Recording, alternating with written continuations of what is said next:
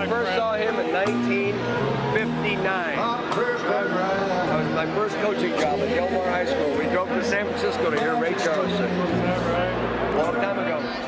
Dick Vermeil did indeed launch his memorable coaching journey by serving as an assistant at San Jose's Delmar High School in 1959. He did not stay at Delmar long.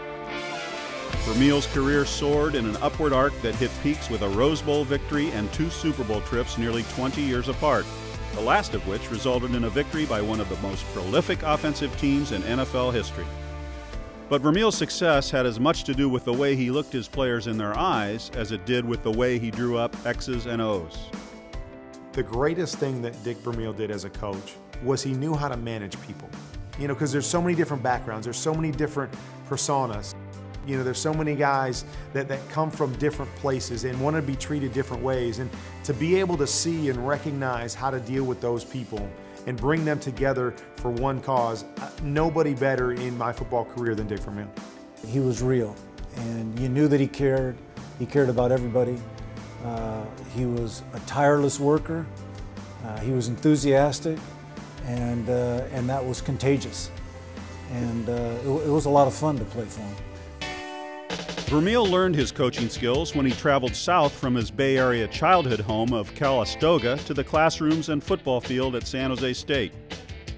Vermeil was a quarterback for the Spartans, and after his first job at Delmar, quickly climbed the coaching ladder. He became head coach at Hillsdale High and Napa Junior College, then worked his way upward with staff positions at Stanford, UCLA, and the Los Angeles Rams. Finally, in 1974, Vermeil received an offer to take charge of a major college program. He returned to UCLA as the Bruins head coach. Vermeil needed only 2 seasons to bring UCLA a conference championship and a trip to Pasadena, where they faced an undefeated Ohio State team and upset the Buckeyes 23-10. He'll never have a greater victory probably throughout his career than this one, no matter how many more years he's a head coach. The Philadelphia Eagles took note of the stunning result and offered Vermeil his first NFL head coaching opportunity. Vermeil took over a team coming off 9 consecutive non-winning seasons. But by his 3rd year, Vermeil had the Eagles in the playoffs. By his 5th year, the franchise's first Super Bowl. But success had a price. After the 1982 season, Vermeil announced his resignation, openly using the word burnout to describe what had happened. For the following 15 years, Vermeil moved into the lower stress world of broadcasting until the coaching itch scratched again. This time, the team was the St. Louis Rams. Once more, he had to do some heavy lifting. The Rams were coming off 7 straight losing seasons, and before the 1999 opening kickoff, starting quarterback Trent Green was injured. Vermeil tapped the shoulder of previously unknown backup Kurt Warner. There's that infamous soundbite of Dick Vermeil crying, and he's saying, "We will rally around Kurt Warner, and we'll play good football." He's crying at the same time, so obviously he wasn't really excited about this move. I don't even know if he believed in me, but at least he expressed that to me, that he believed in me and that I could go out and play the way that I did, and that meant volumes to me. And the Rams never looked back. They won 13 games and dazzled the NFL all the way to the Super Bowl.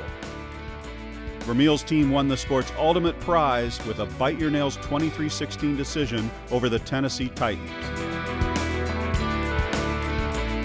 Vermeil announced his retirement after the Rams' Super Bowl victory, but he couldn't stay away long. Right, offense, defense, special teams, coaches, let's go! In 2001, he returned to the NFL for more winning football with the Kansas City Chiefs. Along the way, Vermeil exhibited the energy and the tears that became his trademark, a trademark that he embraced. He wore his feelings on his sleeve, and he wasn't going to change because of the environment. Whether he was in the NFL, whether he was college, if he was coaching here or a high school, he would show that emotion. And I think that's what players really appreciated about him. I remember him coming into the huddle after practice, and he just started breaking down and crying because he had to cut a guy that he had coached for a couple years and had just fallen in love with.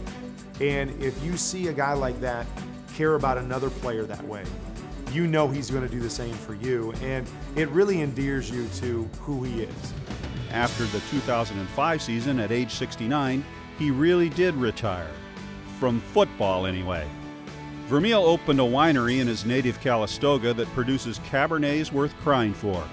But a piece of Vermeil's soul has always resided at his alma mater, which is seeking to honor him and fellow Spartan alum Bill Walsh with a football stadium edition that will serve academics as well as athletics. Tonight, Dick Vermeil comes full circle as he returns for his induction into the San Jose Sports Hall of Fame. The occasion may or may not provoke tears, but it will definitely be worth toasting with some good Vermeil wine and remembering where the first notes of some remarkable coaching music were played at maximum passionate volume.